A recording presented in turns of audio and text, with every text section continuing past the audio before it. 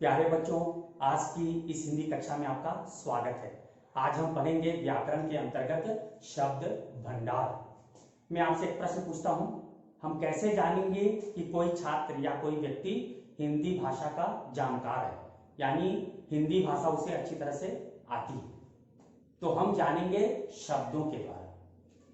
किसी भी व्यक्ति के पास में शब्द भंडार है, यानी उसे अनेक शब्दों की अच्छी जानकारी है, उसकी भाषा शब्द के रूप में समृद्ध है, तो वह उस भाषा विशेष का जानकार है। यदि हिंदी की शब्दावली उसके पास समृद्ध है, हिंदी शब्दों का उसे अच्छा ज्ञान है, तो हम यह कह सकते हैं कि वह हिंदी भाषा की जानकारी रखता है। आपको पता है, वर्णों से शब्द बनते हैं और शब्दों से वाक्य बनता है। तो शब्द प्रमुख है। किसी भी भाषा में शब्दों का विशेष महत्व होता है। जो जितना अधिक उस भाषा के शब्दों को जानता है, वह उतना ही अधिक उस भाषा का जानकार होता है। इसलिए शब्दों को जानना जरूरी है। शब्द कैसे बनते हैं, कहां से आते हैं, यह हम शब्द विचार पाठ में भली भांति पढ़ चुके हैं। मेरा वीडियो है शब्द विचार। आप यदि शब्द विचार को पढ़ेंगे तो आपको शब्दों का उद्गम, शब्दों का स्रोत, शब्दों के प्रकार को आप भली भांति जान सकते हैं। इस पाठ में हम शब्दों के प्रकार को विस्तार से समझेंगे।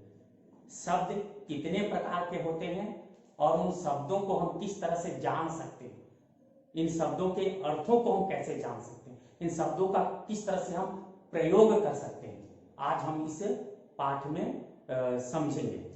मैं आपको बता दूं कि शब्द के जो भेद हैं, यानी शब्द के जो प्रकार हैं जिनका हम अपनी भाषा में प्रयोग करते हैं, वे हैं पर्यायवाची या समानार्थी शब्द, विपरीतार्थक या विलोम शब्द, अनेकार्थी शब्द, एकार्थक प्रतीत होने वाले शब्द, समश्रुति भिन्नार्थक शब्द, इसके बाद अनेक शब्दों के लिए एक शब्द, समूहवाची शब्द, प्रसिद्ध उपमाएं तथा ध्वनिबोधक शब्द। इन्हें यदि हम भली भांति समझ जाएंगे और इनका हम अपनी भाषा में बहुतायत प्रयोग करेंगे, तो हम अपनी भाषा को समृद्ध बनाएंगे, अपनी भाषा की अच्छी जानकारी हमें प्राप्त हो जाएगी। तो इन शब्दों को जानना बहुत ही आवश्यक है। इन शब्दों को अपनी भाषा में, अपने दैनंदिनी में इनका प्रयोग करते रहना चाहिए और लिखित रूप में भी इनका अभ्यास करना चाहिए, जिससे कि हम इन शब्दों और इन शब्दों के अर्थों को और इनके प्रयोग की विधि को हम भली भांति समझ जाएं। सबसे पहले हम पर्यायवाची या समानार्थी शब्द को समझते हैं। हर भाषा में ऐसे कई शब्द होते हैं जो समान अर्थ देने वाले होते हैं। समानार्थी मतलब समान अर्थ देने वाले शब्द, इन्हें पर्यायवाची भी हम कहते हैं। पर्यायवाची मतलब एक शब्द के अनेक समान अर्थ वाले पर्याय। तो जिन शब्दों का समान पर्याय होता है उसे पर्यायवाची कहते हैं। इन्हें हम समानार्थी कहते हैं, क्योंकि ये समान अर्थ देने वाले शब्द होते हैं। जैसे उदाहरण के लिए अंबर। अंबर एक शब्द है। अंबर शब्द के समानार्थी शब्द कई हैं। जैसे अंबर को हम आकाश भी कहते हैं, अंबर को हम गगन भी कहते हैं, अंबर को हम व्योम भी कहते हैं, अंबर को हम नभ भी कहते हैं। तो नभ, गगन, व्योम, आकाश, ये सब क्या है? तो अंबर है। यानी अंबर के सब पर्यायवाची शब्द है, समानार्थी शब्द है। उसी प्रकार अग्नि, अग्नि को हम आग, वह्नि, पावक, अनल यह सब कहते हैं। उसी तरह पुष्प है, पुष्प को सुमन, कुसुम भी कहा जाता है, फूल भी कहते हैं। इसी तरह गंगा, गंगा को हम सुरसरी कहते हैं, जाह्नवी कहते हैं, देव नदी कहते हैं। तो ये सब गंगा के पर्यायवाची शब्द हैं। तो जितने भी शब्द हैं उनका पर्यायवाची रूप अवश्य ही होता है। तो उन शब्दों के पर्यायवाची रूप को आपको समझना चाहिए। कुछ ऐसे प्रमुख शब्द हैं जिनके पर्यायवाची रूप को आपको हमेशा जानना चाहिए। जैसे पुत्र है, पुत्री है, अग्नि है, नदी है, पत्ता है, पहाड़ है, सुमन है। ये जितने भी ये जो शब्द हैं इनका पर्यायवाची रूप आपको जानना चाहिए, समानार्थी रूप आपको जानना चाहिए। इसी तरह विपरीतार्थक या विलोम शब्द। विपरीतार्थक का अर्थ क्या होता है? विपरीत अर्थ देने वाले। कुछ ऐसे शब्द भी हैं जिनके विपरीत अर्थ देने वाले शब्द भी हैं। तो जिन शब्दों का विपरीत अर्थ होता है उन्हें विलोम शब्द कहते हैं। विलोम का अर्थ होता है विलोम यानी उल्टा अर्थ। उदाहरण के लिए पाप। पाप एक शब्द है, उसका विलोम शब्द क्या है? पुण्य। धर्म उसका अधर्म, अर्थ उसका अनर्थ, बाहर भीतर, ऊपर नीचे, आगे पीछे, दाएं बाएं, ये सब क्या है? विपरीतार्थक शब्द है, विपरीत अर्थ देने वाले शब्द हैं। तो अधिक से अधिक विलोम शब्दों को भी याद रखना चाहिए। हर विलोम शब्द के अर्थ को समझना चाहिए, उसके विलोम रूप को भी समझना चाहिए। इससे क्या होगा? हमारी भाषा समृद्ध होगी। आरोह, अवरोह, तो ये क्या है? आरोह और उसका विलोम है अवरोह। तो इस तरह से विलोम शब्दों को भी आपको जानना चाहिए। इसके बाद है अनेकार्थी शब्द। जिस तरह से समानार्थी शब्द होते हैं, समान अर्थ देने वाले शब्द होते हैं, जैसा हमने पर्यायवाची शब्द में पढ़ा, उसी तरह अनेकार्थी शब्द भी होते हैं। यानी एक शब्द होता है लेकिन उसके अनेक अर्थ होते हैं, अलग अलग अर्थ होते हैं। उदाहरण के लिए अंबर। अंबर पर्यायवाची में भी है। अंबर को आकाश कहते हैं, गगन कहते हैं, व्योम कहते हैं, नभ कहते हैं। और अंबर शब्द अनेकार्थी भी होता है। अंबर है, इस अंबर को वस्त्र भी कहते हैं, वस्त्र, पीतांबर यानी पीला वस्त्र। और इसे ही हम आकाश भी कहते हैं, अंबर। अंबर में तारे हैं, तो यहाँ अंबर क्या हुआ? आकाश हो गया। और यही अंबर वस्त्र, पीतांबर, पीत अंबर, पीला वस्त्र। तो अंबर के दो अर्थ हो गए। तो क्या हो गया? अलग अलग अर्थ देने वाला ये शब्द हुआ। तो ये क्या हो गया? अनेकार्थक शब्द हो गया, अनेक अर्थ देने वाला शब्द हो गया। उसी प्रकार अक्षर। जो अक्षर है, अक्षर भी अनेकार्थक शब्द है। अक्षर भी अनेकार्थक शब्द है। इसका एक अर्थ होता है वर्ण, वर्ण को अक्षर भी कहा जाता है। और एक है जिसका अक्षर न हो, यानी ब्रह्म, परमात्मा, ब्रह्म। ब्रह्म को अक्षर भी कहते हैं और वर्ण को भी अक्षर कहा जाता है। यानी अक्षर वर्ण भी है, अक्षर ब्रह्म भी है। उसी तरह अनंत। अनंत, अनंत ब्रह्म, ब्रह्म को अनंत भी कहा जाता है। और जिसका अंत न हो, जिसका अंत न हो, जिसका अंत न हो, ये भी अनंत है। और आकाश, आकाश को भी अनंत कहा जाता है।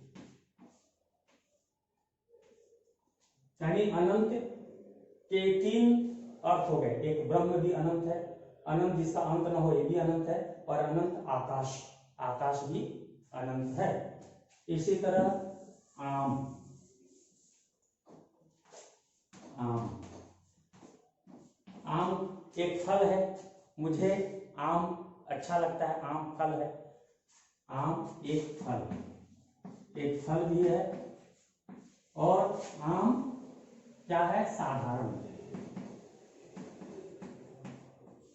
मैं आम व्यक्ति हूं, मतलब मैं साधारण व्यक्ति हूं। तो आम का एक अर्थ हो गया साधारण, और एक अर्थ हुआ एक प्रकार का फल। ठीक है। इसी प्रकार योग। योग, योग को जोड़ भी बोलते हैं, जोड़। और योग एक प्रकार की साधना। हमें योग साधना करनी चाहिए, हमें योग करना चाहिए, यह है साधना के रूप में। और दो योग दो चार होते हैं। 2 का जोड़ 2 4 होते हैं। 2 से 2 योग कीजिए यानी जोड़िए। योग का एक अर्थ होता है जोड़ना और एक अर्थ होता है एक प्रकार की साधना, योग साधना। तो इस तरह से योग के भी ये 2 अर्थ होते हैं। इसी प्रकार कई ऐसे शब्द हैं जिनके कई कई अर्थ होते हैं, एक शब्द के कई कई अर्थ होते हैं, ठीक है। तो उन्हें भी आपको समझना चाहिए कि उनके क्या क्या अर्थ हैं, क्योंकि जितना हम अनेकार्थी शब्दों को समझेंगे हमारी भाषा उतनी ही समृद्ध होगी। इसी प्रकार एकार्थक प्रतीत होने वाले शब्द, कुछ ऐसे शब्द भी हैं जो एक अर्थ देने वाले लगते हैं लेकिन ऐसा है नहीं, उनमें अंतर हो जाता है। जैसे अमूल्य और बहुमूल्य, कुछ लोग अमूल्य और बहुमूल्य को एक जैसा ही मान लेते हैं, तो ऐसा नहीं है, दोनों में अंतर है। अमूल्य का अर्थ होता है जिसकी कीमत न लगाई जा सके, जिसका मूल्य न लगाया जा सके। जैसे प्राण अमूल्य है, हमारे जो जीवन अमूल्य है, जीवन की कोई कीमत नहीं लगा सकता, प्राण की कोई कीमत नहीं लगा सकता, यह अमूल्य है, इसकी कीमत नहीं लगाई जा सकती, इसका मूल्य नहीं आंका जा सकता। और बहुमूल्य क्या है, जिसका मूल्य अधिक हो, यानी जिसका मूल्य लगाया जा सकता है, अरब खरब शंख नील जितना भी हो, माने उसका एक निश्चित मूल्य आंका जा सकता है लेकिन वो मूल्य अधिक है। बहुमूल्य मतलब बहुत अधिक मूल्य, लेकिन उसका मूल्य लगाया जा सकता है। तो अमूल्य जिसका मूल्य नहीं लगाया जा सकता, बहुमूल्य जो बहुत अधिक मूल्यवान है लेकिन उसका मूल्य लगाया जा सकता है। उसी तरह खेद और शोक, यदि हमसे गलती हो जाए तो हम खेद व्यक्त करते हैं। गलती होने पर माफी मांगना वो खेद है, माफी मांगना खेद है। गलती होने पर जो हम भावना व्यक्त करते हैं वह खेद है।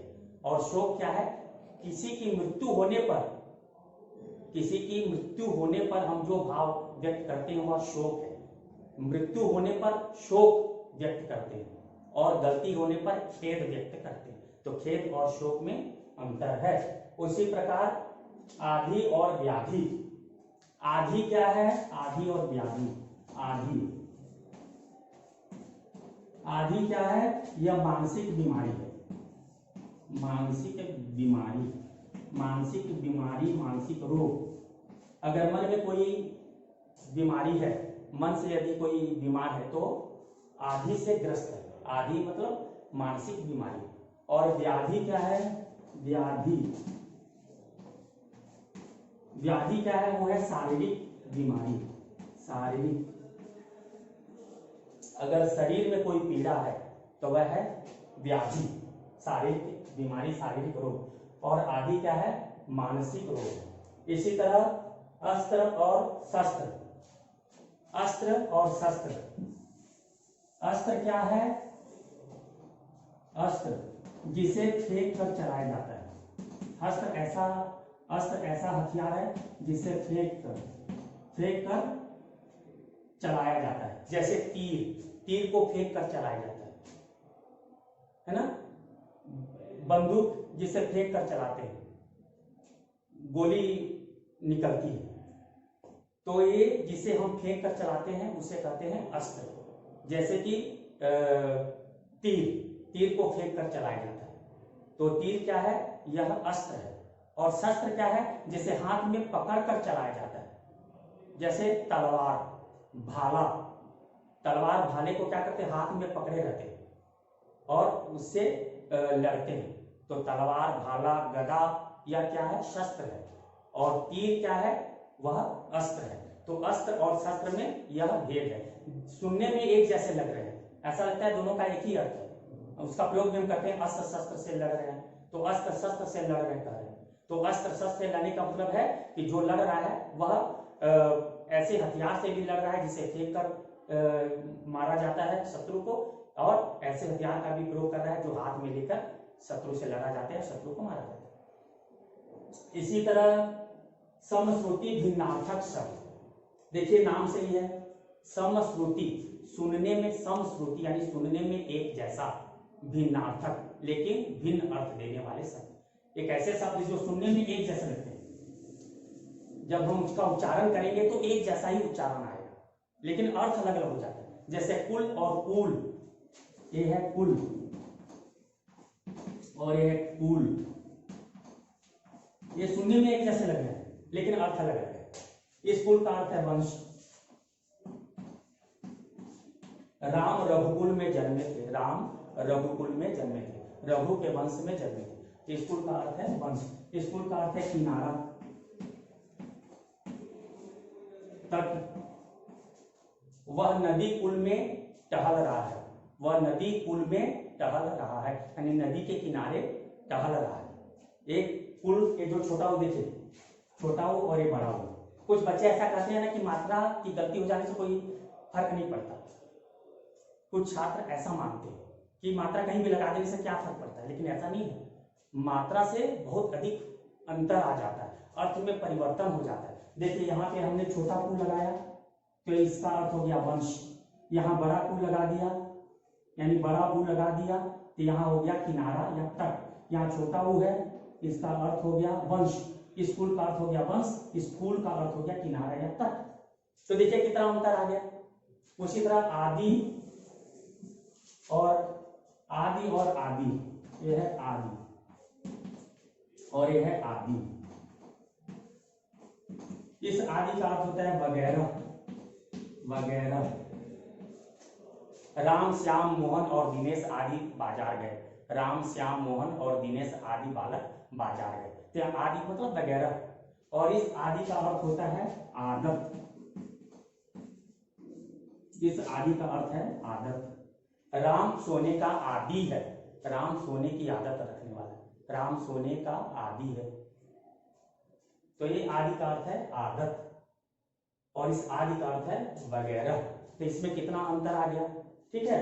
उसी प्रकार नियत और नियत, इस नियत, ये है नियत। इस नियत का अर्थ है निश्चित। मैं नियत समय पर आ जाऊंगा, मैं नियत समय पर आ जाऊंगा। इस नौ में ये जो छोटी की मात्रा है इसका अर्थ हो गया निश्चित, मैं नियत समय पे आ जाऊंगा। इसमें नौ में बड़ी की मात्रा है नियत, नियत। इस नियत का अर्थ है स्वभाव। उसका नियत ठीक नहीं है, उसका स्वभाव ठीक नहीं है, उसके नियत को समझना मुश्किल है, उसके स्वभाव को समझना मुश्किल है। तो ये नियत का अर्थ है स्वभाव, इस नियत का अर्थ है निश्चित। इसी प्रकार राज, ये देखिए ये है राज और ये है राज। ये राज, यहाँ पे नुक्ता लगाए, ये है नुक्ता। ये जो बिंदी लगा दी है ना इसे कहते हैं नुक्ता। इस राज का अर्थ होता है शासन। राम राज में सभी प्रसन्न थे, राम राज में सभी प्रसन्न थे, राम राज आएगा। तो ये राज यानी राज्य या शासन। और इस राज का यहाँ जो नुक्ता लगा दिया ना, इस राज का अर्थ है रहस्य। अपना राज किसी को नहीं बताना चाहिए, अपना राज किसी को नहीं बताना चाहिए। इस राज का अर्थ है रहस्य, इस राज का अर्थ है राज्य या शासन। तो देखिए नुक्ता लगा देने से भी अर्थ में कितना परिवर्तन आ गया। उसी प्रकार है दिन। इस दिन का अर्थ है दिवस। मैं 4 दिन के बाद घर जाऊंगा। आज कौन सा दिन है, तो आज रविवार है। तो ये दिन यानी दिवस। और इस दीन, दो में बड़ी है, इस दिन का अर्थ है गरीब। वह दीन व्यक्ति भीख मांग रहा है, वह दीन व्यक्ति भीख मांग रहा है। यहाँ छोटी की मात्रा इसका अर्थ है दिवस, ये दो में बड़ी की मात्रा इसका अर्थ है गरीब। तो दिन दिवस है, इस दिन का अर्थ है गरीब। तो इस तरह से आपको वर्तनी पर ध्यान देनी चाहिए, मात्रा पर ध्यान देनी चाहिए। मात्रा अगर गलत आपने लगा दिया तो अर्थ का अनर्थ हो जाएगा, अर्थ परिवर्तित हो जाएगा। इसलिए मात्रा पर विशेष ध्यान देने की आवश्यकता है। आप लोगों ने देख लिया कि मात्रा से अर्थ किस तरह से परिवर्तित हो जा रहा है, इसलिए मात्रा पर विशेष ध्यान देने की आवश्यकता है। ठीक है, इसके बाद है छठवां है अनेक शब्दों के लिए एक शब्द। अनेक शब्दों के लिए एक शब्द। यदि हम अनेक शब्दों का प्रयोग करेंगे तो क्या होगा कि उसमें लिखित में स्थान अधिक घिरेगा, अधिक स्थान लगेगा। तो स्थान को कम करने के लिए हमें क्या करना पड़ता है, अनेक शब्दों के लिए एक शब्द का प्रयोग करना पड़ता है। जैसे उदाहरण के लिए, मेरे घर के सामने पत्र बांटने वाला आ पहुंचा। मेरे घर के सामने पत्र बांटने वाला आ पहुंचा। तो यहाँ पत्र बांटने वाला 3 शब्द लग गया, आ पहुंचा। अब 3 एक शब्द जो है पत्र बांटने वाला, इन 3 के लिए एक शब्द है, वो है डाकिया। मेरे घर के सामने डाकिया आ पहुंचा। तो हमने यदि डाकिया लिख दिया तो पत्र बांटने वाला की जगह डाकिया आ गया, स्थान बचा। इसलिए अनेक शब्दों के लिए एक शब्द लिखा जाता है। जिसका अंत न हो सके, अनंत। जिसकी उपमा न दी जा सके, अनुपम। इसके बाद है जो मर न सके, जो मरता नहीं है, अमर। जिसका आकार नहीं है, निराकार। जिसका आकार है, साकार। इससे पहले जो न हुआ हो, अद्वितीय। जो दूसरा, जिसके समान दूसरा न हो, अद्वितीय। इससे पहले जो न हुआ हो, अभूतपूर्व। इससे पहले जो न हुआ हो, अभूतपूर्व। इसी प्रकार जिसका अर्थ निकलता हो, साकार। तो ऐसे कई शब्द हैं जो अनेक शब्दों के बदले एक शब्द के रूप में बोले जाते हैं। ऐसे शब्दों को भी आपको ध्यान में रखना चाहिए और इनका प्रयोग करना चाहिए। ठीक है। इसी प्रकार समूहवाची शब्द, कुछ ऐसे शब्द होते हैं जिन्हें जानना चाहिए, वो समूहवाची शब्द होते हैं। एक समूह के लिए उन शब्दों का प्रयोग किया जाता है। जैसे बस, जहां अधिक बसें रहती हो या जहां बस खड़ी होती हो, उसके लिए अड्डा शब्द का प्रयोग किया जाता है, बस अड्डा। जहां बस खड़ी होती है उसके लिए बस अड्डा शब्द का प्रयोग किया जाता है। ठीक है। उसी तरह अनाज या कूड़े को जहां जमा करते हैं उसे कहते हैं ढेर। कूड़े का ढेर, अनाज का ढेर। अनाज का झुंड नहीं कहा जा सकता, अनाज का छत्ता नहीं कहा जा सकता, वहां कहते हैं अनाज का ढेर। जहां अधिक अनाज हो उसके लिए ढेर शब्द का प्रयोग करते हैं। जहां कूड़ा रखा हो उसके लिए ढेर शब्द का प्रयोग करते हैं। मधुमक्खियों के लिए छत्ता शब्द का प्रयोग करते हैं। जहां अधिक मधुमक्खी हो उसके लिए छत्ता का प्रयोग करते हैं। उसके लिए हम मंडली का प्रयोग नहीं कर सकते। मधुमक्खियों की मंडली, मधुमक्खियों की भीड़, मधुमक्खियों का समूह, ऐसा शब्द वहां प्रयोग नहीं हो सकता। वहां क्या होगा, मधुमक्खियों का छत्ता। ठीक है। उसी प्रकार जो तीर्थयात्री होते हैं उनके लिए हम जत्था का प्रयोग करते हैं। तीर्थयात्रियों का जत्था। जो भक्त होते हैं उनके लिए मंडली का प्रयोग करते हैं। भक्तों की मंडली, भक्तों की भीड़ नहीं कर सकते, भक्तों की मंडली। लेकिन लोगों की भीड़, लोगों की मंडली नहीं कर सकते। वहां लोगों की मंडली है ऐसा नहीं कहा जा सकता, वहां लोगों की भीड़ है। लेकिन कहीं अगर भक्त भजन गा रहे हैं तो हम कहेंगे कि वहां भक्तों की मंडली जमी है, यानी वहां भक्तों की भीड़ है, नहीं होगा, वहां भक्तों की मंडली है। ठीक है। उसी लिए फूलों के लिए क्या होता है, माला शब्द का प्रयोग होता है। फूलों की माला, फूलों का गुलदस्ता। फूलों का समूह नहीं कर सकते, फूलों की मंडली नहीं कर सकते। फूलों की माला, जहां अधिक फूल हो वहां माला, फूलों की माला, फूलों का गुलदस्ता। ठीक है। ऐसे शब्दों का प्रयोग किया जाता है। उस तरह जहां विद्यार्थी पढ़ते हैं उसके लिए कक्षा का प्रयोग करते हैं। विद्यार्थियों, जहां विद्यार्थी पढ़ते हो उनके लिए कक्षा, विद्यार्थियों की कक्षा। ठीक है। उसी तरह पर्वतों के लिए श्रृंखला शब्द का प्रयोग करते हैं। जहां कई पर्वत हैं वहां पर्वतों की मंडली नहीं कर सकते या पर्वतों का समूह नहीं कर सकते, वहां पर्वतों की श्रृंखला। श्रृंखला, जहां अधिक पर्वत हैं वहां पर्वतों के लिए श्रृंखला शब्द का प्रयोग किया जाता है। उसी तरह सेना की टुकड़ी, सेना की मंडली नहीं कर सकते, सेना की भीड़ नहीं कर सकते। जहां सेना हो, कई सैनिक हो, वहां कहते हैं सेना की टुकड़ी। ठीक है। उसी प्रकार कहीं अधिक पेड़ हो, बहुत सारे पेड़ जहां पे एक जगह हो तो वहां कहते हैं पेड़ों का झुरमुट। पेड़ों की मंडली नहीं कर सकते, पेड़ों की भीड़ नहीं कर सकते, पेड़ों की माला नहीं कर सकते, पेड़ों का झुरमुट। तो इस तरह से इन शब्दों का प्रयोग किया जाता है। तो इन शब्दों को आपको जानना चाहिए कि किसके लिए किस शब्द का प्रयोग है। मधुमक्खियों के लिए छत्ता शब्द का प्रयोग होता है, भक्तों के लिए मंडली शब्द का प्रयोग होता है, प्रदर्शनकारियों के लिए समूह या जत्था शब्द का प्रयोग होता है। जो डाकू होते हैं, डाकू, उनके लिए गिरोह शब्द का प्रयोग होता है। डाकुओं का गिरोह, डाकुओं की मंडली नहीं कर सकते, डाकुओं का गिरोह कहेंगे। उसी तरह भक्तों के समूह को भक्तों का गिरोह नहीं कर सकते, भक्तों की मंडली कहेंगे। भक्तों की मंडली, डाकुओं का गिरोह, मधुमक्खियों का छत्ता, लोगों की भीड़, तो सबके लिए अलग अलग शब्द बना हुआ। इन शब्दों को आपको जानना चाहिए, नहीं तो अगर आप इन शब्दों का सही प्रयोग नहीं कर पाएंगे तो आपकी भाषा समृद्ध नहीं ऐसा मान लिया जाएगा, और आप भाषा के जानकार नहीं हैं ऐसा भी मान लिया जाएगा।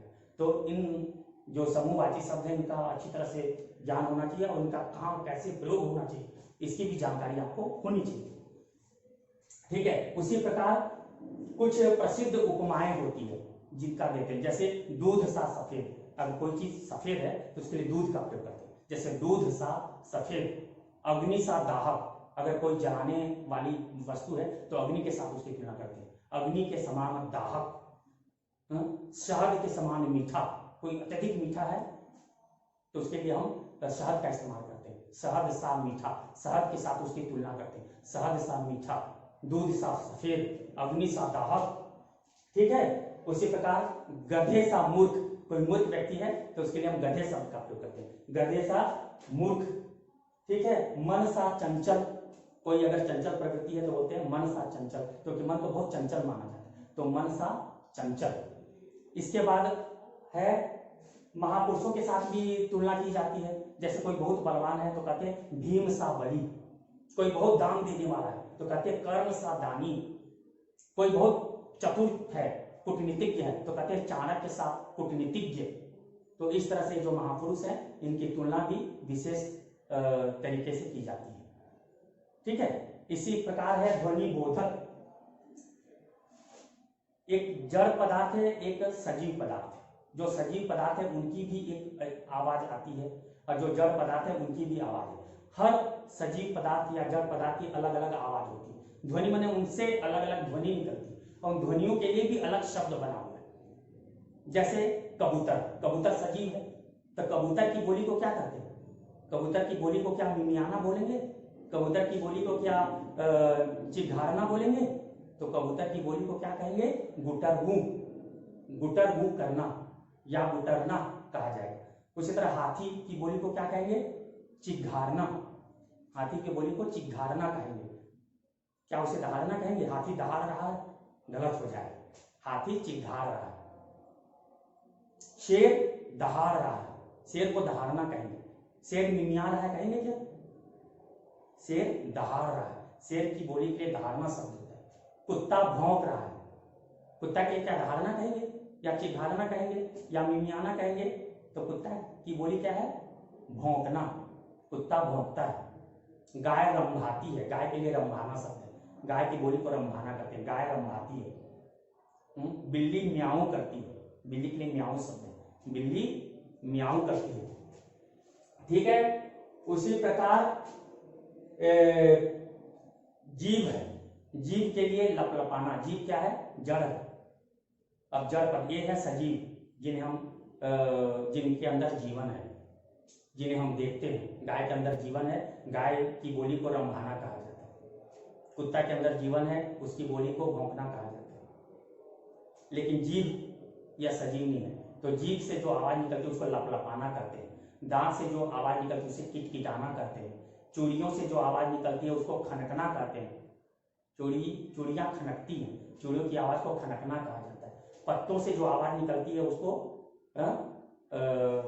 फड़फड़ाना कहते हैं या खड़कना कहते हैं। पत्ते खड़कते हैं, पत्तों की आवाज से खड़कना सब निकलता है, तो पत्ते खड़कते हैं। चूड़ियां खनकती हैं, दांत किटकिटाते हैं, बिजली चमकती है, बादल गरजते हैं। बादल की आवाज को गरजना कहते हैं, बिजली की आवाज को चमकना कहते हैं या कड़कना भी कहते हैं। बिजली कड़कती है, कड़कना। उसी तरह पत्ते को खड़खड़ाना कहते हैं, पंख को फड़फड़ाना कहते हैं। पक्षियों के पंख फड़फड़ाने लगे, पंख से जो आवाज निकलती है उसको फड़फड़ाना कहा जाता है। दरवाजे की आवाज को खटखटाना कहते हैं, दरवाजे खटखटने लगे या दरवाजे को खटखटाया गया तो दरवाजे की आवाज को खटखटाना कहा जाता है। ठीक है, उसी प्रकार जो दिल है वो धड़कता है, दिल की आवाज को धड़कन कहते हैं तो धड़कना कहा जाता है। ठीक है, दिल धड़कता है तो दिल की आवाज को धड़कन या धड़कना कहते हैं। तो इस तरह से जड़ से जो आवाज निकलते हैं इनके लिए भी एक अलग शब्द है, और जो सजीव है उनसे भी जो आवाज निकलती है उसके लिए भी एक अलग शब्द बना हुआ है।